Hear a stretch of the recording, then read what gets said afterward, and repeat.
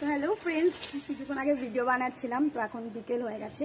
তো বিকেলবেলা চলে এসেছি গার্ডেনিং করতে এসেছি। তো এখনও রেডি হয়ে আছি, পুরো মেকআপ করা আছি, সেই অবস্থায় চলে এসেছি। কারণ আমি যে বীজগুলো, ধনিয়া বীজগুলো আমি যে ভিজিয়েছিলাম, সেগুলো যদি আমি এখন না গাছ না মাটিতে দিই, তাহলে সেটা পচে যাবে। বিকজ 24 আওয়ার্স হয়ে গেছে। 24 আওয়ার্সের বেশি যদি আমি সেগুলোকে করে রাখি, ভিজিয়ে রাখি, তাহলে সেটা পচে যাবে। এরকম টাইপের দেখো আমি 3টে পেয়েছি। তো 3টেতে আমি শাক লাগাবো। তো এরকম টাইপের আমি 3টে পেয়েছি, দেখতেই পাচ্ছ কতটা বড়।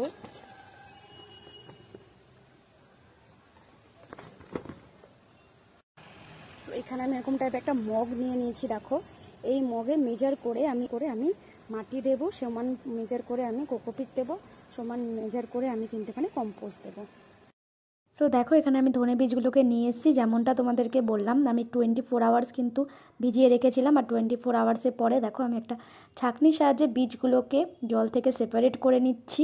এবার কিন্তু এই বীজগুলোকে আমি মাটিতে দেবো। তো তোমাদের কাছ থেকেও দেখিয়ে দিচ্ছি, দেখো বীজগুলো কতটা ফুলেছে, কতটা ডাবল হয়ে গেছে বীজগুলো। আর এই বীজগুলো থেকে কিন্তু প্রত্যেকটা থেকে গাছ হবে। আর সাথে সাথে দেখো, আগের দিন রাতে কিন্তু আমি আরও একটা কাজ সেরে রেখে দিয়েছিলাম। সেটা হচ্ছে কোকোপিটটাকে ধুয়ে ভালো করে ছাদে মেলে দিয়েছিলাম, যাতে কোকোপিটটা শুকিয়ে যায়।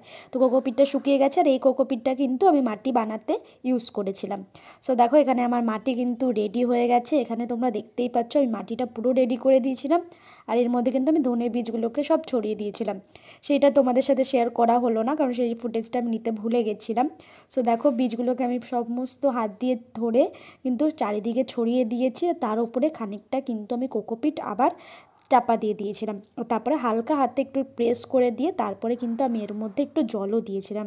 দেখো, তোমাদের কাছ থেকে দেখিয়ে দিচ্ছি, কিছুদিন পরে কিন্তু এর থেকেই কিন্তু গাছ বেরো। এভাবে আমি রেডি করে দেখো গ্রো ব্যাগটাকে একটা ছাদে একটা সাইডে সরিয়ে রাখলাম। আর আমি এখানে কিন্তু এবার ওয়েট করব। 1 week later. দেখো, 1 সপ্তাহ বাদে কিন্তু আমি আবার চলে এসেছি। আর দেখো, 1 সপ্তাহের মধ্যে কিন্তু আমার ধনে বীজগুলো থেকে কিন্তু গাছ বেরিয়ে গেছে। বিকজ আমি যেহেতু ভিজিয়ে রেখেছিলাম, তাই খুব তাড়াতাড়ি কিন্তু আমি রেজাল্ট পেয়েছি। 1 সপ্তাহের মধ্যে কিন্তু গাছ বেরিয়ে গেছে। এবং এখনও অনেক কিন্তু এরকম বীজ আছে যেখান থেকে চারা এখনও বেরোচ্ছে। দেখো, ছোট ছোট কিন্তু নিচে এখনও অনেক গ্রোথ আছে।